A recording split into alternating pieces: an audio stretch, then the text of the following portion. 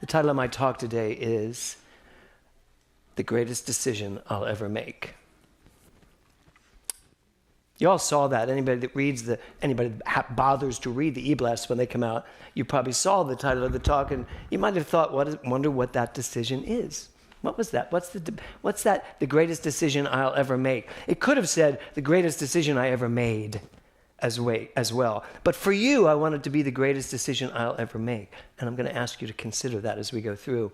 So I wanted to start this morning off by talking about the first time I had my heart broken.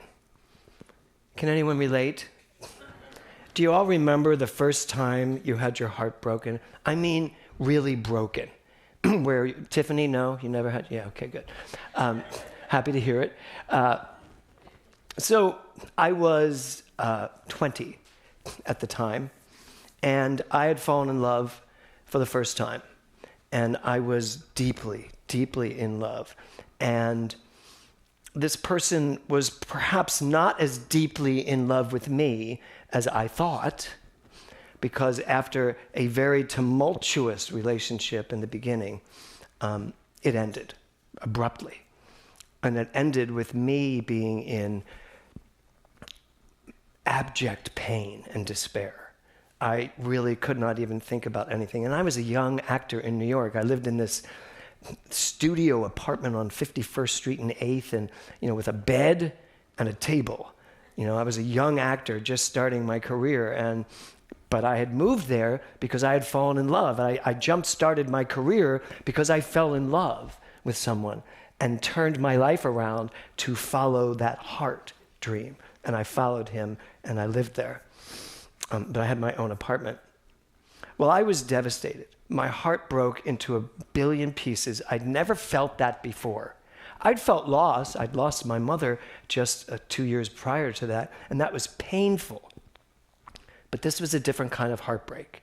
This was I put myself out there, and someone just crushed all of the love I threw out there. It was a hard thing to experience as someone who was young and very impressionistic and really believed that love was something that lasts forever. I believed that when you fell in love, that was it. You fell in love and happily ever after. That was what my thoughts were at the time at 20 years old. And so I was so depressed, and I called the person that was my mentor then, my aunt, who was really like my mother, and she said this to me. And I wrote it down so I could be really clear. She said, Jimmy, I was Jimmy then. I went from Jimmy to Jim to James. Will thinks I should go back to Jimmy, but I'm not. My aunt said, you're going to have your heart broken 1,000,000 times. And that's the good news. The bad news would be if you didn't let it happen, because you'd never find what you were looking for. So my aunt told me that, and I was pissed off that she told me that, as we all are, when an adult tells you, this is how it is, and it's like, no! I'm pissed, and I'm really hurt. But in that moment, I did make a decision. I remember sitting there on West 51st Street and just sitting there saying, okay, I'm really, really, really in pain, but that doesn't mean love isn't good. It doesn't mean that I won't have a second shot. The problem was I took a second, third, fourth shot with the same person, and it was really not a good idea. The greatest decision I'll ever make, the one I made, was the decision to feel my feelings. That was the greatest decision I have ever made, and I continue to make, because there's just so many opportunities for us to walk away from our feelings, to crush our feelings, to ignore our feelings, to eat through our feelings, to drink through our feelings, to shop through our feelings. All the many things that stop us from feeling what there is to feel. And that's the whole idea this year of come alive. Be willing to come alive. Your heart being broken is part of life. it shows up that way. And there's a lot of feeling. Are you ready and willing to feel what you're feeling? And still know that you're perfect. See, that's the rub. We think we're not perfect. And I remember back then thinking that, this person doesn't love me anymore. It must be me. There's something wrong with me. I guess I'm not worthy of this person's love. I guess there's someone better out there for this person.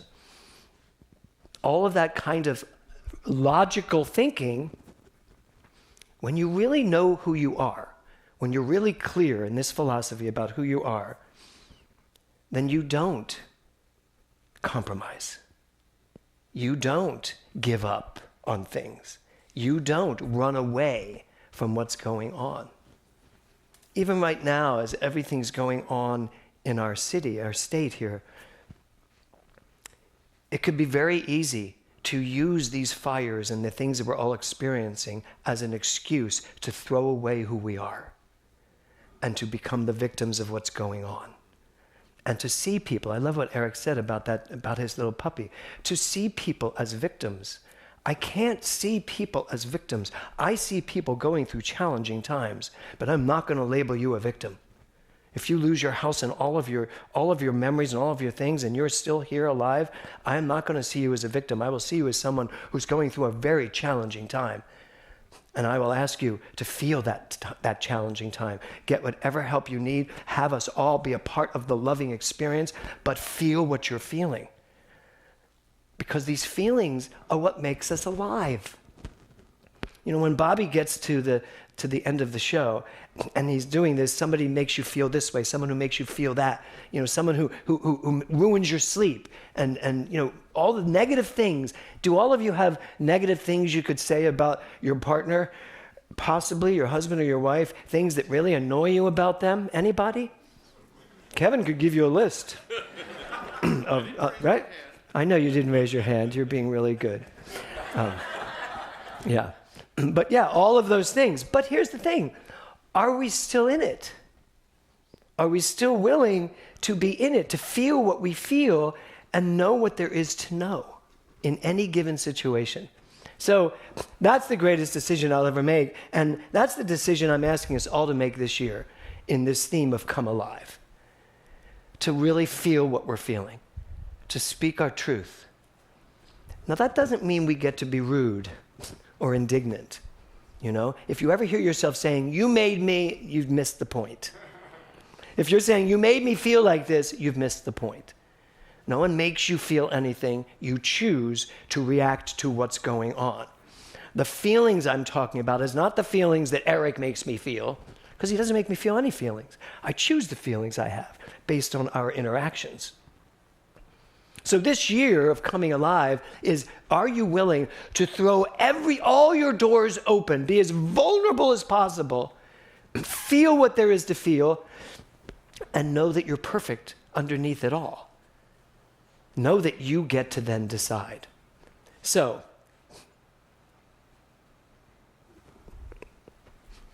Mark Nepo, many of you know who Mark Nepo is. This is the Book of Awakening. This was his big book that brought him onto the scene. I read one of his readings. I'm reading him every day, and everybody in advanced consciousness should be reading him every day. I know you are, Doug. Are you? Yes. Okay, good. I advise you all to get this book. It's every day. There's just something to read, and read it. It's an amazing book. Oprah calls him one of the top 10 wisest metaphysicians on the planet alive today. So, I want to read this for you. It starts off, this is from January 4th. It starts off between peace and joy. It's called That Space Between Peace and Joy. And he gives a little quote from James Taylor first. He says, "We could never have guessed we were already blessed where we are." And then he says, "This reminds me of a woman who found a folded sponge all dried and compressed. And tucked inside the hardened fold was a message she'd been seeking. She carried the hardened sponge to the sea, and up to her waist in the deep, she watched it unfold and come to life in the water. Magically, the secret of life became visible in the bubbles being released from the sponge. And to her amazement, a small fish trapped in sleep in the hardened sponge came alive and swam out to sea. From that day on, no matter where she went, she felt that little fish swimming in the deep. And this, the swimming of the little fish that had for so long been asleep, gave her satisfaction that was somewhere between peace and joy. Whatever our path, the color of grain of our days, whatever riddles we must solve to stay alive, the secret of life somehow always has to do with the awakening and feeling of what has been asleep.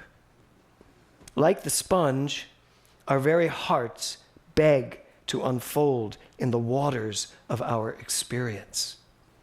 And like the little fish, the soul is a tiny thing that brings us peace and joy when we let it swim. But everything remains hard and compressed and ineligible until, like this woman, waist deep in the ocean, we take our sleeping heart into our hands and plunge it tenderly into the life we are living. Isn't that beautiful? A lot to think about. So the question I have for you is this: what is lying asleep inside of you that needs to be released, that needs to come alive? What's going on in your life? And I would dare say you probably know the answer to it as I asked it. It's probably very clear what needs to be set free inside of you, what needs to have life put back into it. All you are is asleep. You're not gone. You're just asleep. Your dreams, your aspirations, your desires, perhaps, they're just asleep. They're trapped in that dried out sponge, but protected because they can never be destroyed. But it takes you to reinvest, to reignite, to put life back into what is yours to put life back into. So, that question, what is it? What comes up for you? When I ask you that question, does something come up right away?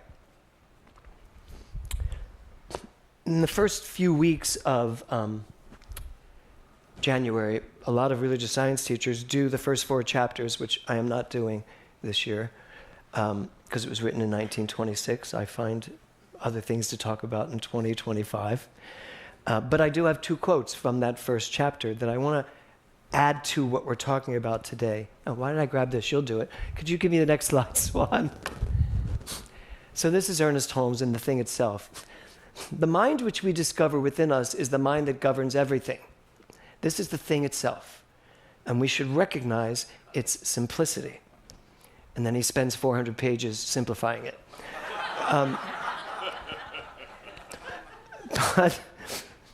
But the reason I pulled this one out today is because the mind which we discover within us is the mind that governs everything. The mind that governs everything is like that sponge, that infinite sea of pure protective covering that each one of us has as our guiding force. And we are that little fish, and we have to be willing to come alive. We have to be willing to take risks and to go out and say our truth, and then live from that truth. This is the thing itself. That's what God is, right? And we should recognize its simplicity. It really is simple. If God is everything, and I learned that in St. Bernard's Catholic grade school. Who is God? God is everything. That was the answer. The nuns were right. And I don't say that often. Right? And like, where is God? Everywhere. God is everywhere. The nuns were right. And I don't say that often. Right? The nuns were right. The Catholic Church, the Baltimore Catechism was right. God is everywhere. God is everything. And Peggy Lorbach is everywhere because she's right there. You're part of that. You're part of everywhere and part of everything. Every single one of us is part of everywhere, part of everything. We are the sponge and we are the fish. And we are the energy that takes the sponge, puts it into the wellspring of our emotional power, and allows that fish to come back to life. We're all of it. So don't think you're just this little fish waiting for somebody to come along and free you. It's never gonna happen because you have to do it. And don't think you're this caught up sponge that can never be unraveled, because that's not true either, unless you choose that for yourself. So, the mind which we discover within us is the mind that governs everything. Your mind, the thing you have right there between your shoulders, on your head, we identify it as the brain using the mind. But that mind that the brain uses is capable of anything and everything to the degree that you allow it to come out.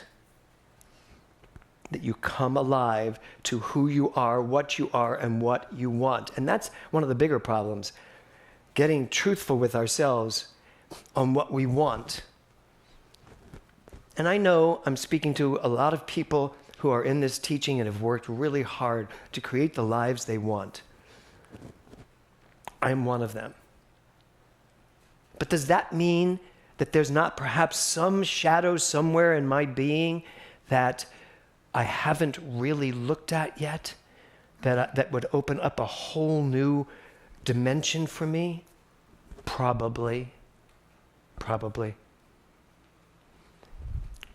And I have another Mark Nepo reading for you, because this one just happened to be today,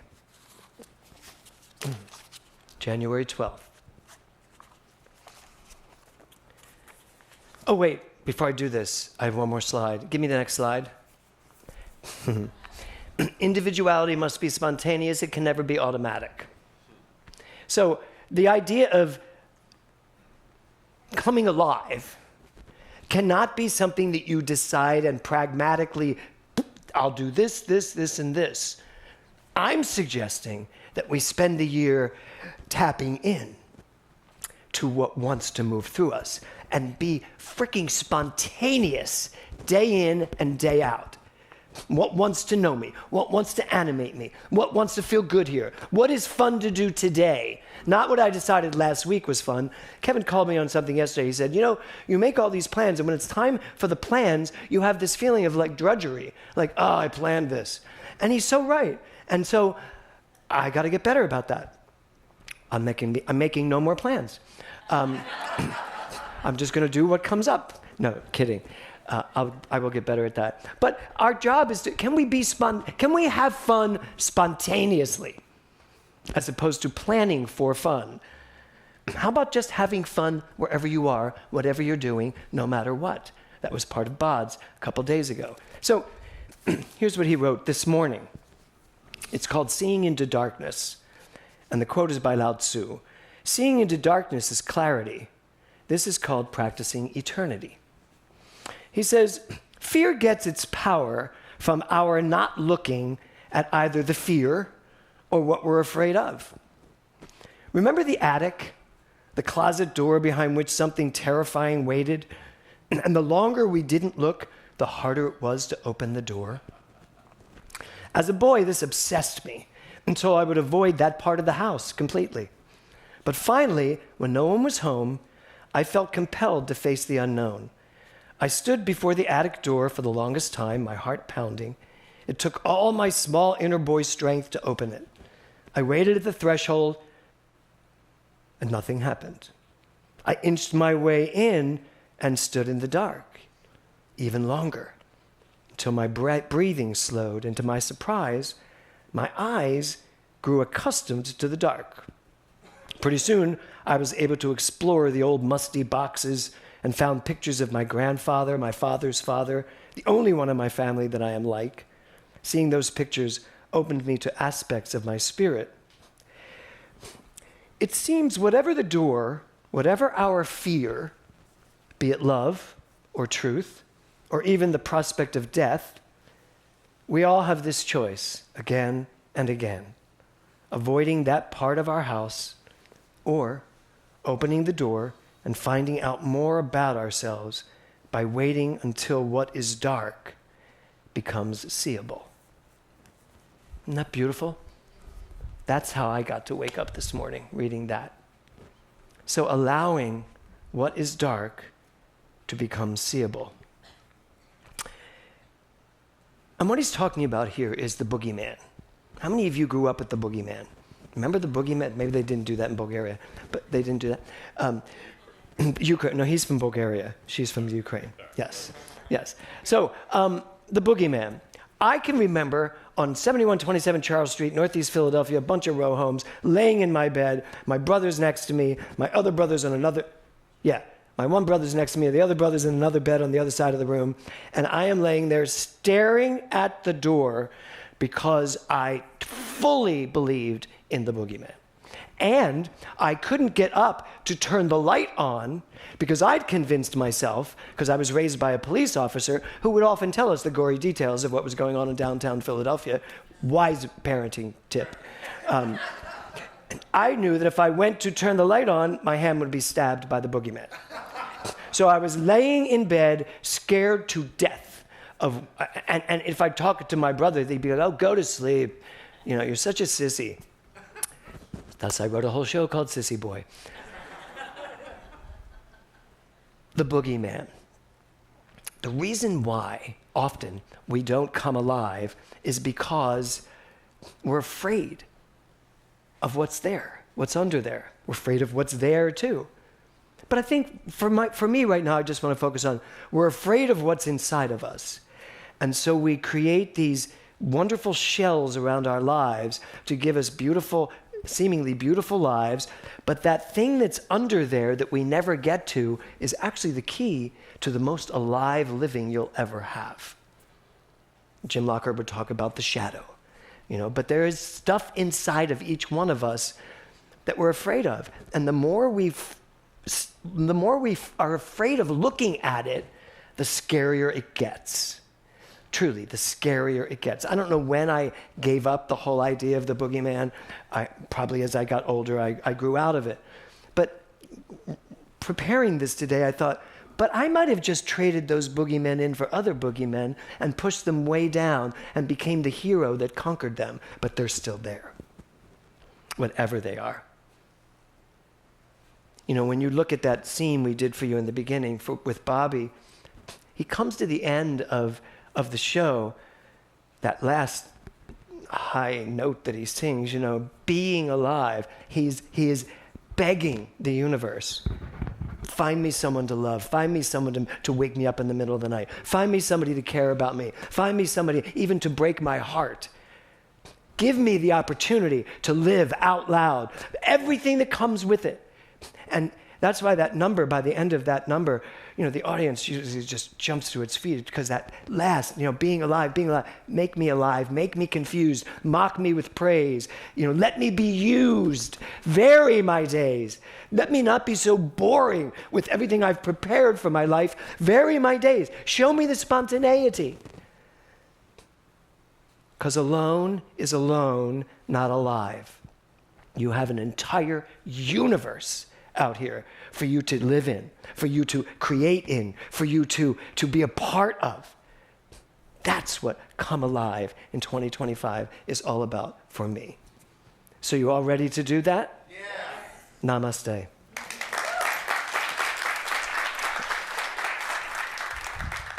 Okay, everybody.